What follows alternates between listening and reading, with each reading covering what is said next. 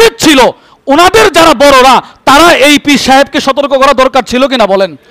তোমরা যখন মাজারে গিয়ে পরীক্ষার্থীর জন্য দোয়া চাই, পরীক্ষার্থীকে ফাঁস করার দেওয়ার জন্য আবদার করে, তোমরা যখন সতর্ক করো না, মিম্বরে বসে যখন ইল্লা মানির তাদামির রসুল পড়ে তোমরা না বুঝে আহ আহ বলে তাকে আরো ফাম দিচ্ছ, সতর্ক করো না। তোমরা যখন জুমার নামাজে শত শত মানুষ সাধারণ মানুষের জুমা বাতিল করে দিলে তোমরা যখন বড় সতর্ক করো না, তখন আমাদের মুরব্বীরা নিরুপায় হয়ে তোমাদেরকে সতর্ক করার জন্যই ইতিকাফের মতো গুরুত্বপূর্ণ ইবাদতেও তোমাদেরকে সতর্ক করে। কোনো দরকার ছিল না। তুমি আগে নিজের যোগ্যতা অর্জন করো, এলেমের পাহাড় নিয়ে আসো, তারপরে বহস করো। আর বহস তো হবে এলমি বিষয়ে বহস হবে। ভুয়া বিষয়ে আবার বহস কিসের হবে বলেন? বিষয়টাই তো ভুয়া। এখানে এত সময় হজরতের নাই, এত সময় আমাদের নাই। এলমি বিষয়ে বহস করলে আসো, আমরা আছি। এলমি বিষয় বলেন, যারা শুধুই মাত্র অমুক বাবা হজরত কেবলা কাবা, ওনাদের জীবনে শ্বাস ওনারা গ্রহণ করছে কিনা বলেন তো? ওনাদের শ্বাসটা ওনারা কয় ভাগে ভাগ করছে বলেন না? কয় ভাগে ভাগ করছে? গোটা জিন্দেগি হিসাব করলে শুদ্ধ সুবহানাল্লাহ বলার চাইতে বাবা হাজার কোটি গুণ বেশি।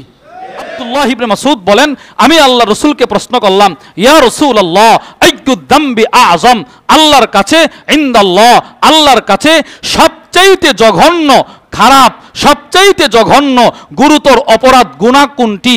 আল্লাহর রসুল বলেন, আনতা জাআলা লিল্লাহি নিদ্দান ওয়া হুয়া খালাকাক, যেই আল্লাহ তোমাকে বানাইলেন, যেই আল্লাহ তোমাকে সৃষ্টি করলেন, ওই আল্লাহর সাথে কাউকে শরীক করা। আমাকে বানাইলেন আল্লাহ, আমার চাওয়া হবে তার কাছে। এবার আমি যদি আল্লাহকে বাদ দিয়ে কোনো মৃত ব্যক্তির কাছে কোনো কিছু চাই, তাহলে আমি আকবারুল কাবাইর করলাম। আমি কি করলাম বলেন? আকবার। এবার আপনারা একটা কথা মিলান, আজকে আমাদের হযরত হাকিমুন নফস আল্লামা মুফতি মুশতাকুন নবী কাসিম হাফিজাহুল্লাহ একটা ইস্যু নিয়ে আজকে হুজুর বলছেন যে তুমি পারলে আমাকে দেখাও হুয়াল আউয়ালু ওয়াল আখিরু ওয়াজ জাহিরু ওয়াল বাতিন, আমাদেরকে বানিয়েছেন যিনি আল আউয়াল, আমাদেরকে বানিয়েছেন যিনি আল আখির, আমাদেরকে বানিয়েছেন যিনি আজ জাহির, আমাদেরকে বানিয়েছেন যিনি আল বাতিন। যিনি আমাদেরকে বানাইলেন আমরা ইবাদত করব কার বলেন? শুধুই মাত্র তার। বলেন শুধুই মাত্র কার? হ্যাঁ।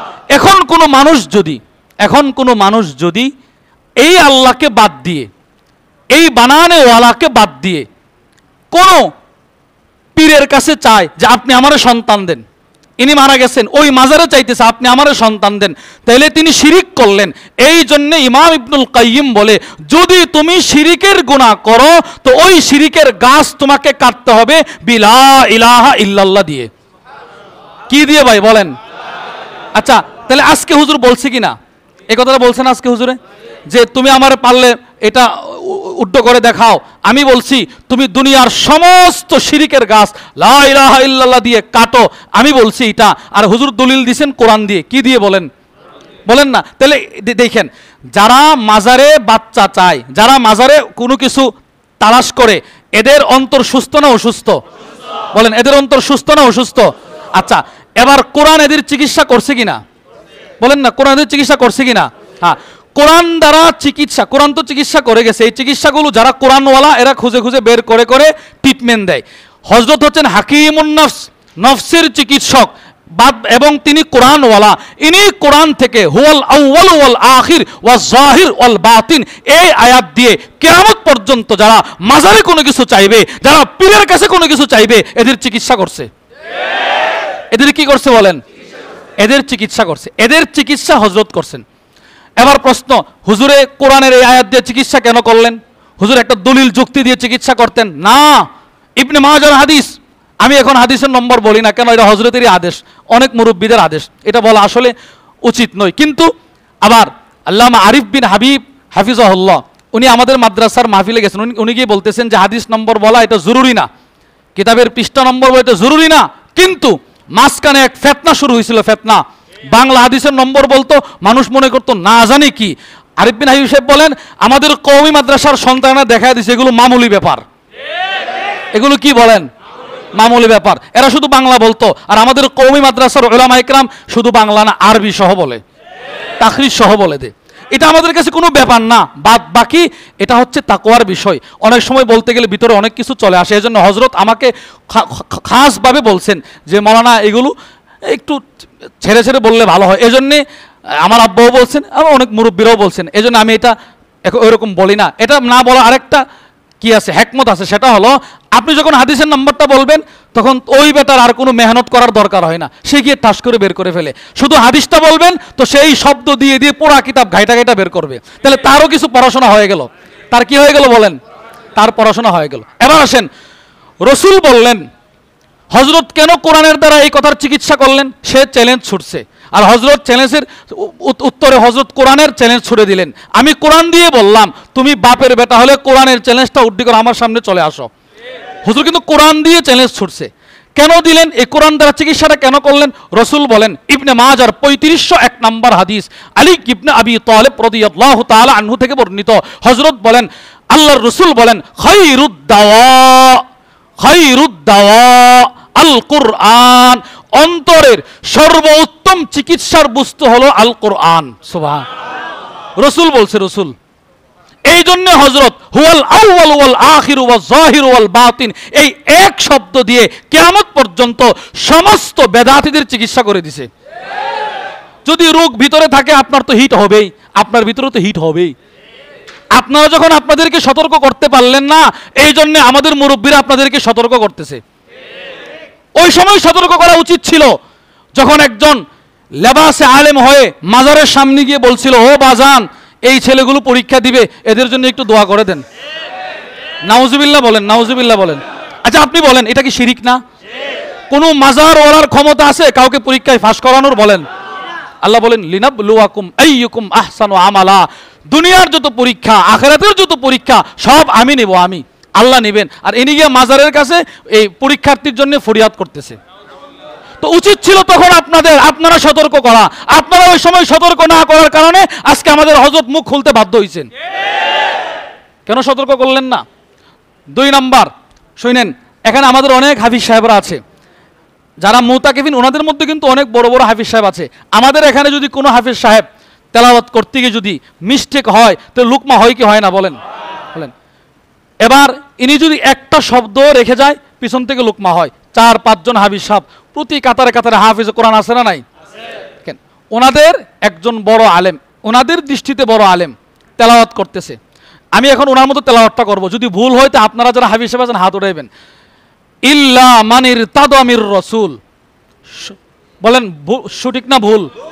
আরে ইল্লা মানির তাদামির রসুল, যারা হাফিজ সাহেব আপনারা বলেন না, এটা কি সঠিক না ভুল? আচ্ছা এবার ইল্লা মানির তাদামির রসুল, আজকে কিন্তু পড়ছে এটা, আজকে আমাদের খুবাইবে পড়ছে না, এই সূরাটা পড়ছে কিন্তু। এবার শোনেন, এক বক্তা পড়তেছে, রসুল গায়েব জানে এটা বলতে গিয়ে বলতেছে, শোনো ইল্লা মানির তাদামির রসুল। আরেকজন সভাপতির চেয়ারে বসা, ইনি বলতেছে আহা হা হা, মানে ওনার তেলাওয়াতটা তার কাছে এত ভালো লাগছে। কত বড় জাহেল আর কত বড় নাদান হলে ভুল তেলাওয়াত শোনার পরেও সে জাহের করে? আপনি বলেন, সে আহ বলতেছে আহ। কিন্তু মজার বিষয় হলো, যেই লোকটা আহ বলতেছে ভুল তেলাওয়াত শোনার পরে, ওই লোকটাই মানুষকে ধরে ধরে মাজারের সামনে গিয়ে মুশরিক বানাইতেছে। এবং তার নিজের একটা তেলাওয়াত আছে, ওয়াকাদা, আপনারা শুনছেন, অনেকে শুনছেন, ওয়াকাদা রব্বুকা, এই তেলাওয়াতটা শোনেন নাই?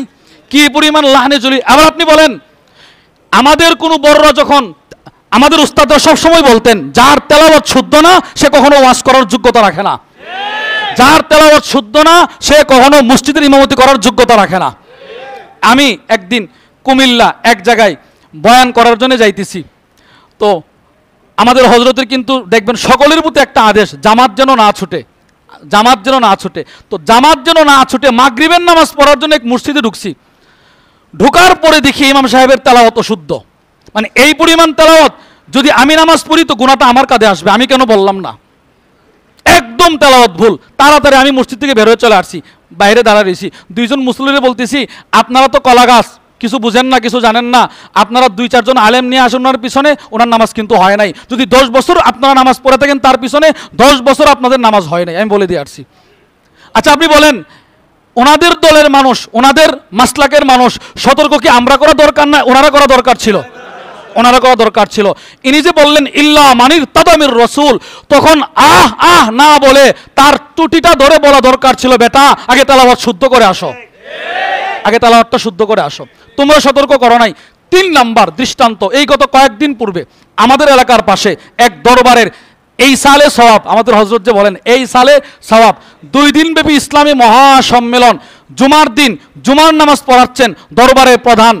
দেখেন তেলাওয়াত এখনো আছেন, এটা আপনারা শুনে নেবেন। আল্লাহু আকবার। একজন পীর সাহেব নামাজ পড়াইতেছেন, শত শত মুসল্লি পিছনে। আমাদের এখানে যারা আছে, হাবি সাহেব যদি একটা শব্দ একটা অক্ষর পরিবর্তন করে পিছন থেকে অহরহ লুকমা চলে আসে। ওখানে ইমাম সাহেব 5টা থেকে 6টা লাহানে জলি গুরুতর ভুল করছে, যেই ভুলের কারণে জুমা বাতিল হয়ে গেছে, একজনও লুকমা দেওয়ার মানুষ নাই। আচ্ছা লুকমা দেয় না, এটা আমি মেনে নিলাম, দেয় নাই, কিন্তু উচিত ছিল ওনাদের যারা বড়রা তারা এই পীর সাহেবকে সতর্ক করা দরকার ছিল কিনা বলেন। তোমরা যখন মাজারে গিয়ে পরীক্ষার্থীর জন্য দোয়া চাই, পরীক্ষার্থীকে ফাঁস করার দেওয়ার জন্য আবদার করে, তোমরা যখন সতর্ক করো না, মিম্বরে বসে যখন ইল্লা মানির তাদামির রসুল পড়ে তোমরা না বুঝে আহ আহ বলে তাকে আরো ফাম দিচ্ছ, সতর্ক করো না। তোমরা যখন জুমার নামাজে শত শত মানুষ সাধারণ মানুষের জুমা বাতিল করে দিলে তোমরা যখন বড় সতর্ক করো না, তখন আমাদের মুরব্বীরা নিরুপায় হয়ে তোমাদেরকে সতর্ক করার জন্যই ইতিকাফের মতো গুরুত্বপূর্ণ ইবাদতেও তোমাদেরকে সতর্ক করে। কোনো দরকার ছিল না।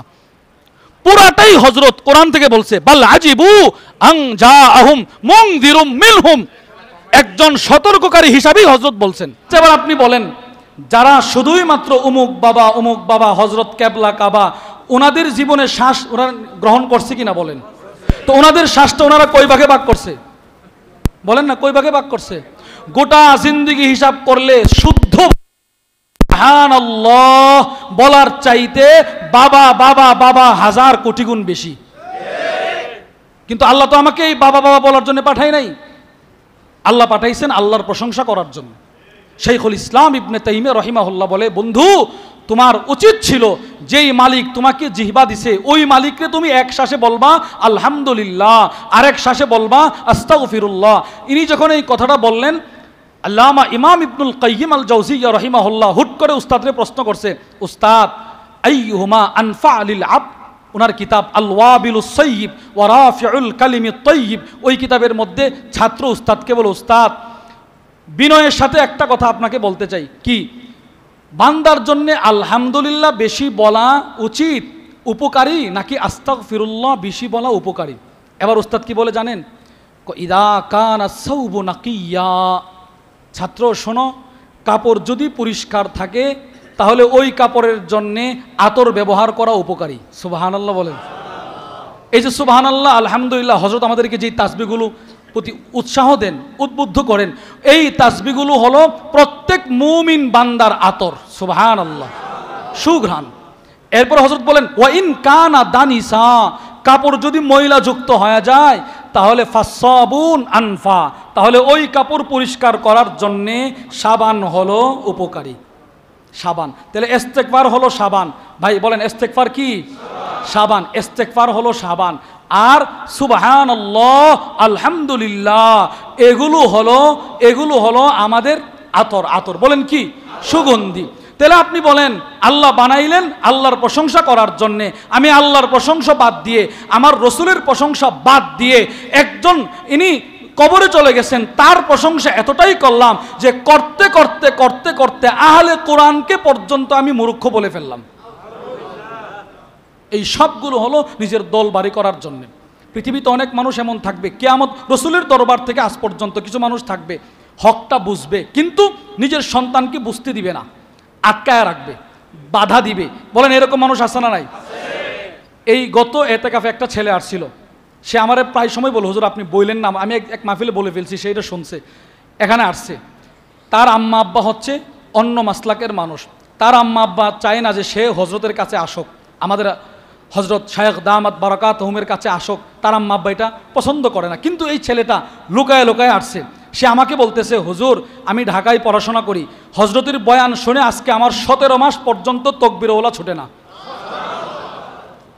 এত বেশি বড় না, অনেক ছোট।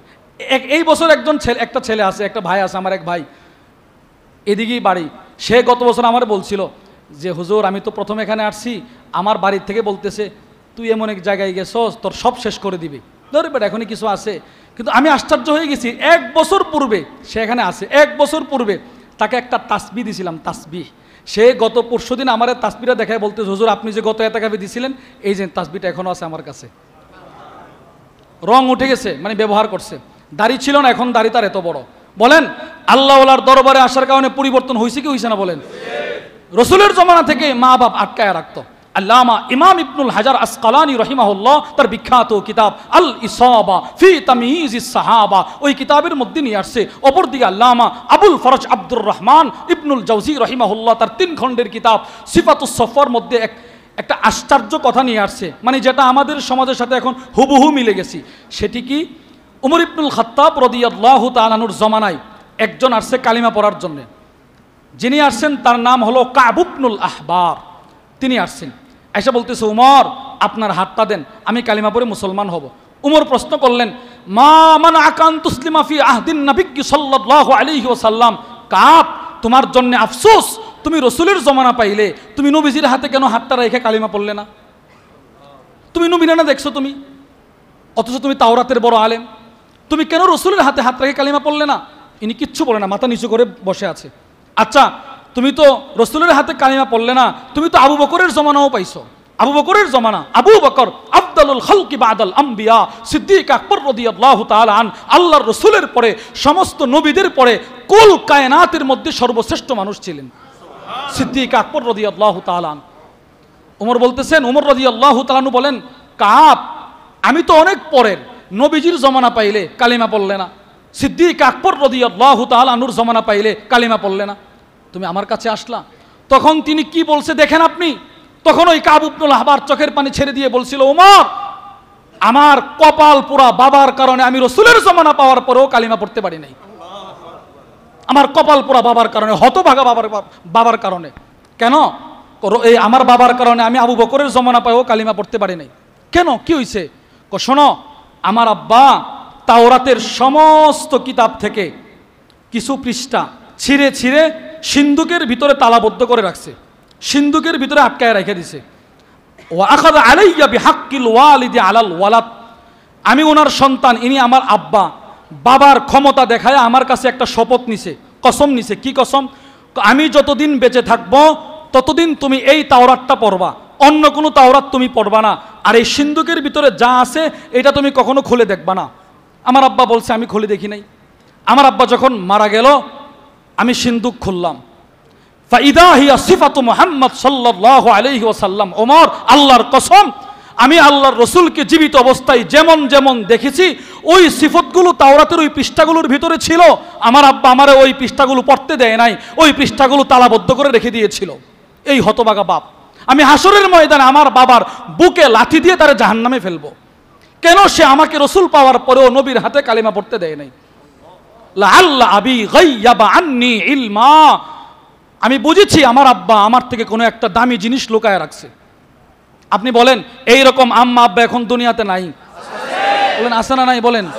সন্তানটা ভালো কাজে যাবে নিষেধ করে, তবলিগের কথা বললে না হুজুর না, তবলিগে যা পাঠানো যাবে না। একজন আল্লাহওয়ালার সহবতে নিয়ে আসলে না না না ওখানে যাওয়া যাবে না, বলে না, এগুলো করবেন না ভাই।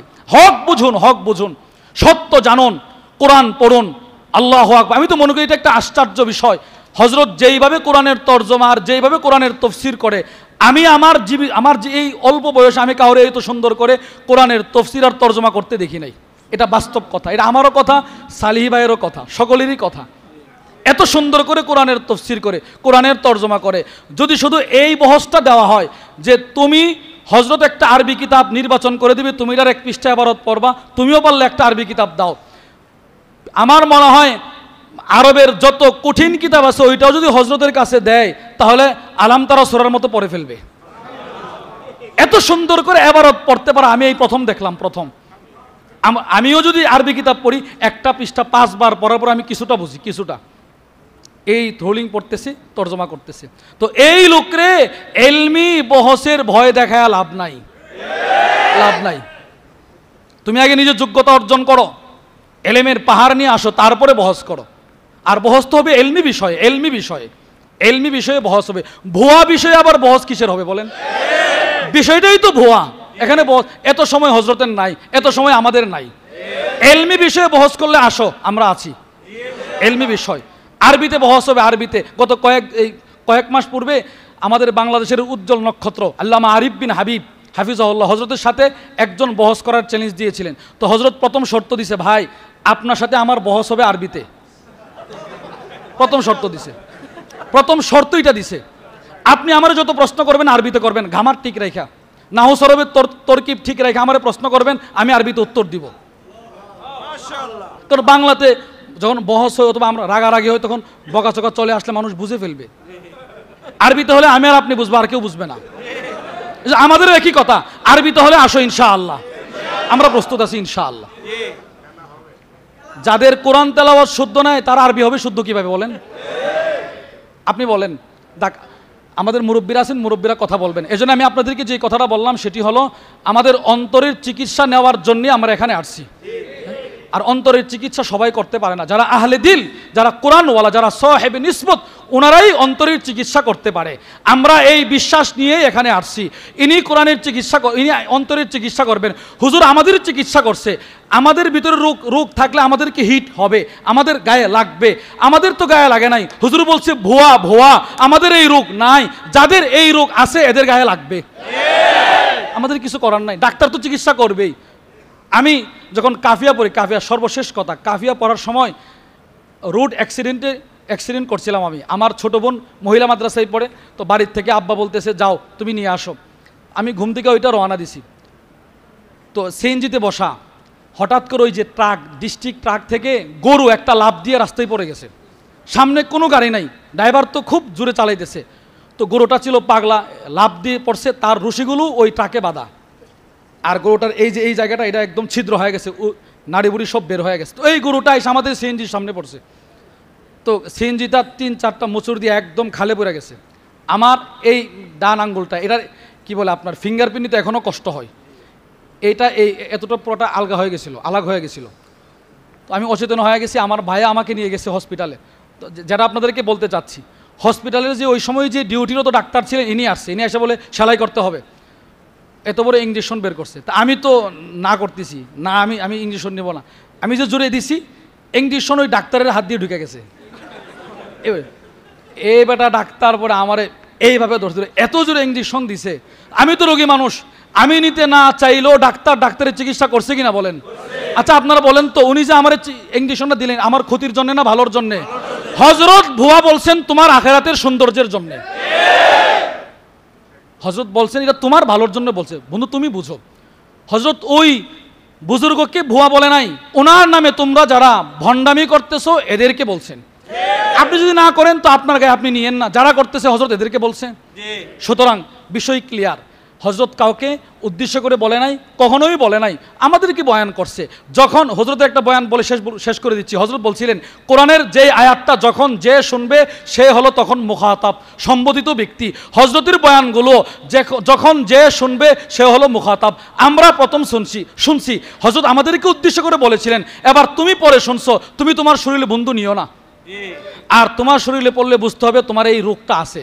হযরত কোরআন অনুযায়ী চিকিৎসা করলেন। হুয়াল আউয়ালু ওয়াল আখিরু ওয়াজ জাহির খায়রুদ দাওয়াই আল কোরআন।